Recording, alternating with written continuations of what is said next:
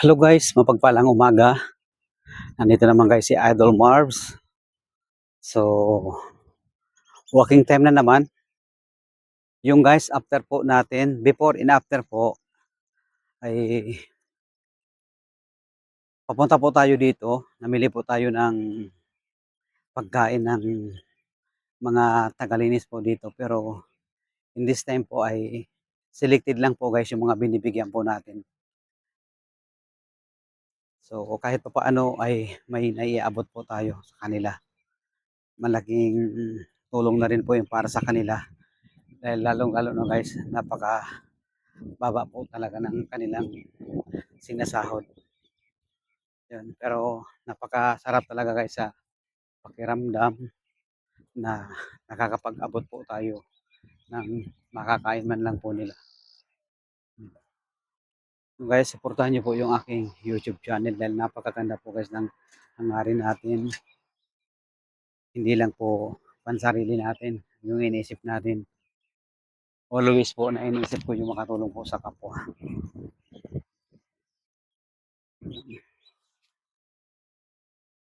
Walking time tayo. Yan guys, ang ganda po ng beach po dito, white sand. At isa po yan, napakalinis po ng paligiran, surrounding niya.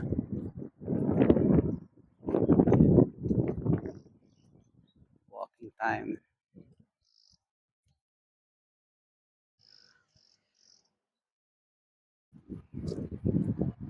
Guys, sarap ng simoy ng hangin. Napaka malamig yung hangin na mapipil natin yung yung init at saka lamig, pero more on po yung mahangin na malamig.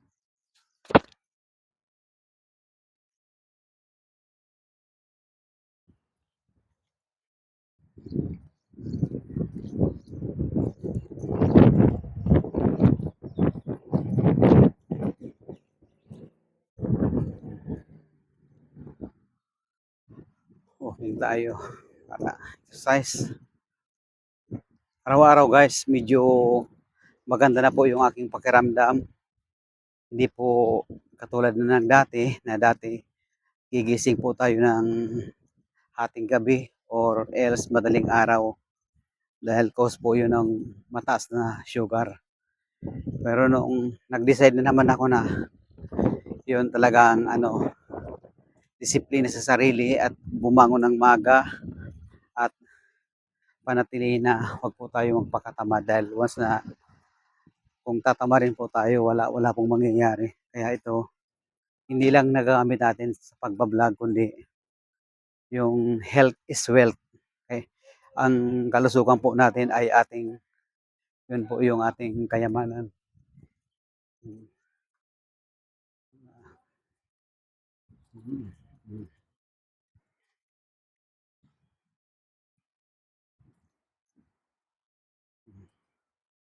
Yan. Kukunti lang guys yung mga nag-walking dito sa area. Pero pag araw po ng Biyernes, Sabado at Linggo, madami po yan. At tuwing hapon po, madami rin po. Dahil after po nilang ng duty, diretso po sila dito. Sarap ang bisikleta dito. Madami kasi yung purpose po dito eh. May mga sports club na rin, may tennis court, at may football court, may soccer court. Marami na rin po yung dito. Ayan oh, yung mga motorcycle motorcycle po. May bisikleta. Yan mga pinaparintahan. Hindi lang po natin alam kung magkano po yung pagpaparinta dyan.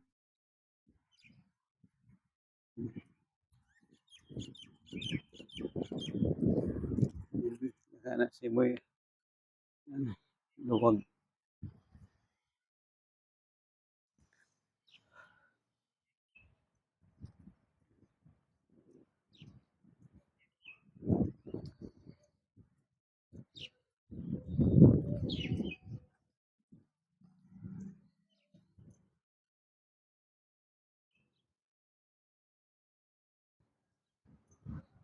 Yan, 4 minutes pa lang yung nilalakad natin pero pawisan na agad.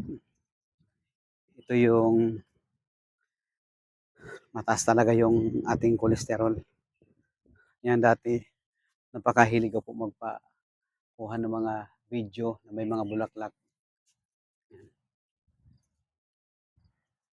Ng mga bulaklak. No? Mhm.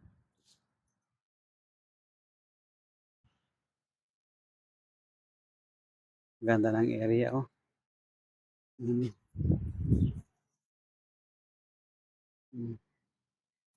Ganda ng bulaklak.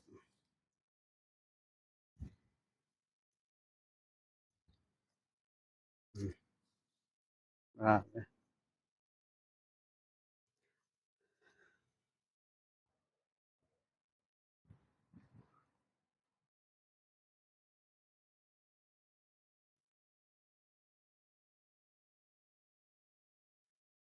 Ako guys, kasi mas maganda guys sa pakiramdam talaga yung pinagpapawisan po tayo. Hindi lang po sa umaga gagawin natin kung may time tayo sa hapon. Basta dito kasi guys sa Middle East, napakainit ng klima. Kaya mas pinipili po natin yung umaga dahil yung umaga ang sarap ng simoy ng hangin po dito sa tabi ng dagat. Yung atmosphere niya. Tapos hindi po siya totally polluted po dahil dito po may disiplina. Unang-una sa mga sasakyan. Hindi po katulad yan sa atin sa Pilipinas na makikita mo yung usok ng mga sasakyan ay kulay itim. Dito sa mga sasakyan ay wala ka pong makikitang usok dahil maganda po yung klase ng kanilang gasolina dahil unang-una yung presyohan po ng gasolina dito ay mura talaga.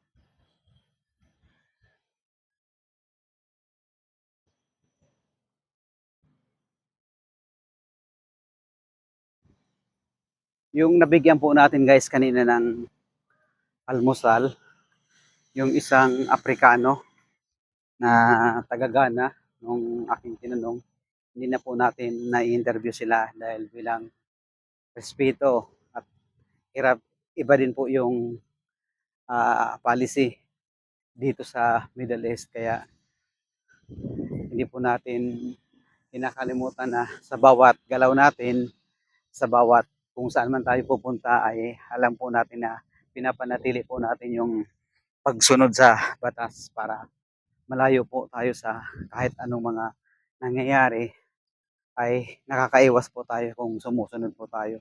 Hindi po tayo nagpapadalos-dalos sa mga bagay na alam po natin kung ano yung patakaran dito dahil once na magka-problema po tayo, wala naman po makakatulong dito kundi sarili lang po natin at wala po makakapag-save sa atin kung uh, may nilabag po tayo na bawal po sa kanila. Kaya mas minamarapat na lang po natin na yun, na sundin kung ano man po yung mga bawal, pinagbabawal po dito. Yan.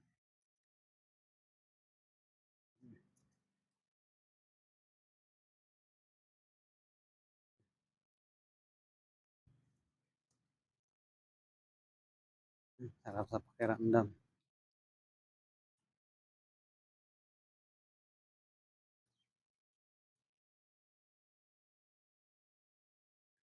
Walking time. Yun, no? May mga nagbabantay po dito sa area na to. Kaya medyo umiwas po tayo para wala po silang masabi. Wala na po tanong-tanong kung ano man yun.